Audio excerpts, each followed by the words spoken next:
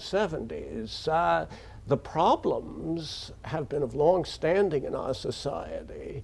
The remedy of affirmative action is a novel one. The University of California, when it presented an affirmative action plan, proposed to make about half a dozen women and blacks full professors in about 20 years, as I recall the program. There were various fractions of people who would have become things in various periods of time. Various what? Various fractions. They would add 3.5 more women and things like that. And I was always fascinated. I had some suggestions of the people I thought would be right for the 0.5. But these suggestions were not well received.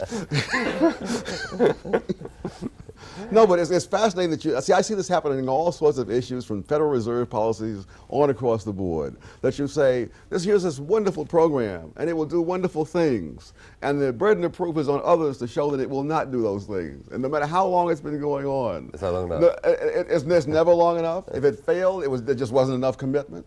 The budget wasn't big enough, should have had a larger staff, wider powers. But there is never any sense of a burden of proof on you to say, when you've made this change that has caused such furor in this country and has gotten people at each other's throats, including people who have been allies in the past, such as blacks and the Jews, there is never any sense of a need for you to advance the empirical evidence to support what you've been doing. Oh, on the contrary, Dr. Sowell, I'm perfectly willing to have other people collect the empirical evidence. That's not my bag. But I'm perfectly happy to subject the affirmative action policies to reasonable statistical evaluation, given a sufficient period. Well, what is a sufficient? Because you said for a bit, and now we're talking about a sufficient period, and I have difficulty with these. What temporal units are we talking about? I would say centuries, decades? I would think of 20 to 25 years as a reasonable period, because we're talking, after all, among other things, about the progress of just hired law firm associates up to the grand jury partners. Wait, most blacks are not about to become law firm associates. The real problem is the kid in the South Bronx who has a tough time getting his first job as an unskilled worker because the employer is scared to hire him, because if he doesn't work out and he fires him, he may have to deal with the NAACP, with the EEOC, and God knows who else. Oh, I have so simple a remedy for that, Mr. Sowell. I'm happy to share it. All we need to do is to revert to the goals of the Humphrey Hawkins Balanced Growth and Full Employment Act. Gee, and then why didn't I think of that? Well, that's because you were tired from talking earlier. But if in fact we ran the economy at very high levels of employment, employers would be less picky, less choosy, as they were during the Second World War. I don't advocate World War III as a solution to the problem. Good. But it is nevertheless... Shall I answer the Humphrey Hawkins thing? What Humphrey Hawkins represents is doing what we've done in the public schools, promoting people along just because of, it's time for them to be promoted or passed along.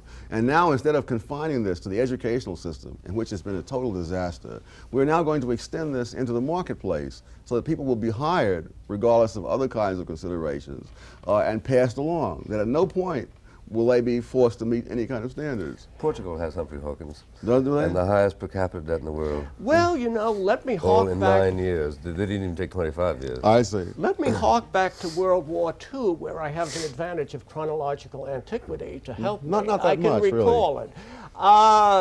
The fact is that during the Second World War, 13 million people were in uniform, I among them, by invitation of a group of my neighbors. And at the same time as we supported a massive military effort, we actually improved the civilian standard of life during the Second World War. Now, how did we do it? We drew into the labor force all kinds of people who had been regarded as unemployable for assorted reasons, good and indifferent, bad perhaps. But it turned out that when there was a shortage of people instead of a shortage of jobs, employers became ingenious. All right, let me take that point, you see, because I have made the argument, you see, that the minimum wage law tends to make it tougher for minorities to be employed.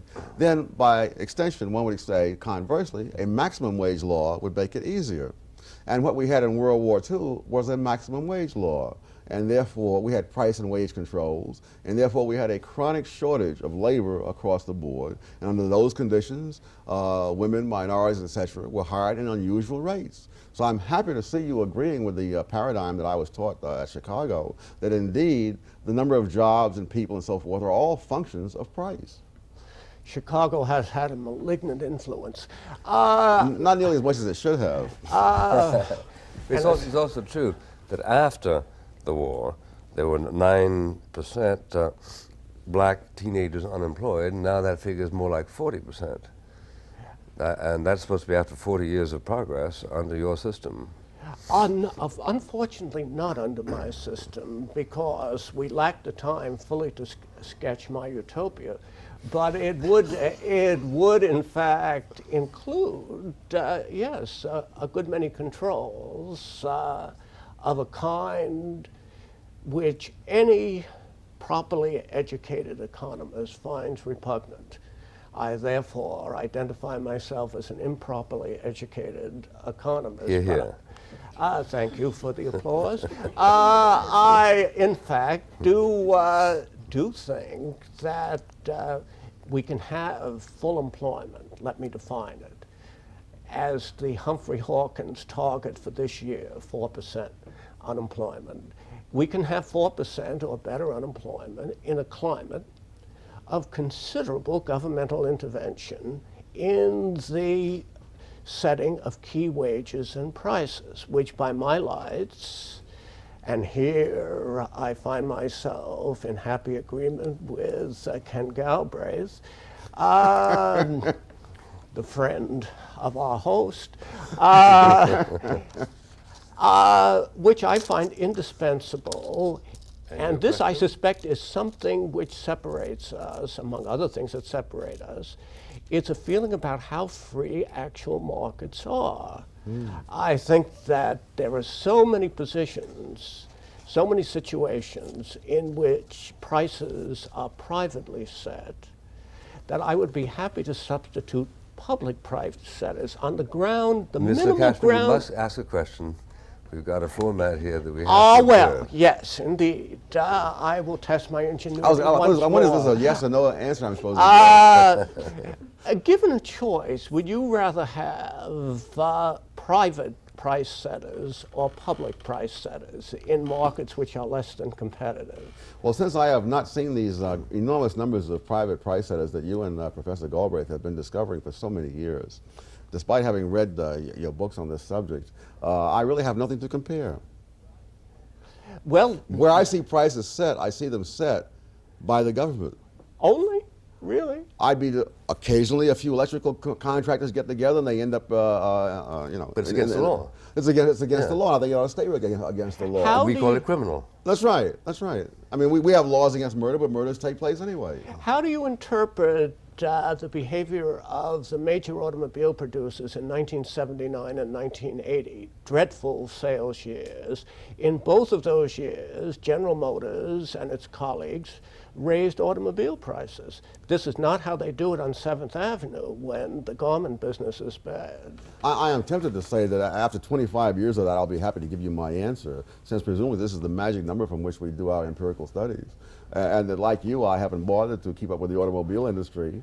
And I'll wait 25 years for you if you'll wait 25 years it'll for be me. a wonderful, it's something to look forward to. Well, I think one obvious commentary is a lot of fewer people bought cars. And also there was automatic indexation of wages. Yes, I must say the thing that Galbraith strikes me as his theories in general is showing the utter imperviousness to empirical data. That the affluent society told us that we reached a level of affluence at which income distribution questions were no longer going to be important. We then ended upon a quarter of a century of the most intense interest in income distribution questions in the history of the United States. He informed us about the industries of the country, that now we had corporations that were immortal, and that really didn't obey the rules laid down in such terrible places as Chicago because they were invulnerable to the marketplace. Half of them went bankrupt. W.T. Grant got wiped out. The Graphics Corporation used to supply 80% of all press cameras. They are now nowhere to be seen on the landscape. Neither would Chrysler be anywhere on the landscape, but for the intervention in which so many liberals joined. You know, empirical evidence does matter. It does. I see less of it than you do. I'm willing to believe that because you've said so. I've been asking you for it and I haven't gotten any of it. So I'm perfectly willing to agree with you on that. But Gentlemen, we have 1 minute. the major piece of empirical evidence that I think you've cited this hour has really been the contrast between the 60s and the 70s. No, it's been the contrast between well-off people and badly off people. And that's true in other countries as well, that in Malaysia, where they've had affirmative action for the same amount of time, it's had the same results. It has done nothing for the poor Malays. The lowest level of Malays receive a smaller percentage of all the income received by Malays today than before this program was put into effect, as is true of blacks in the United States. Is it worthless to do something for anybody but the very poor? I would like to see the well-off take care of themselves. If they can't, who can? Thank you very much, Professor LeCashman. Thank you very much, Professor Thomas Sowell, author of The Economics of Politics and... I got it wrong? The Economics and Politics of Race. And thank you, ladies and gentlemen.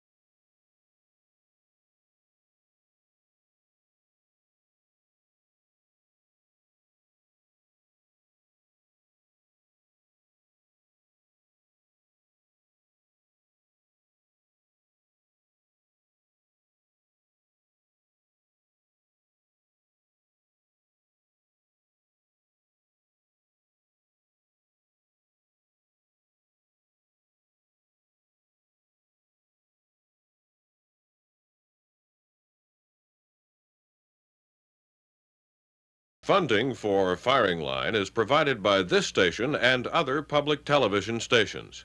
The Mobil Corporation, Dow Chemical Company, John M. Olin Foundation, Incorporated, Laurel Foundation, Sunstrand Corporation, and the Friends of Firing Line. This program was produced by SICA, which is solely responsible for its content. For a printed bound transcript of this program, send $2 to Firing Line, Post Office Box 5966, Columbia, South Carolina 29250. Indicate the subject of the program and please allow 3 weeks for delivery.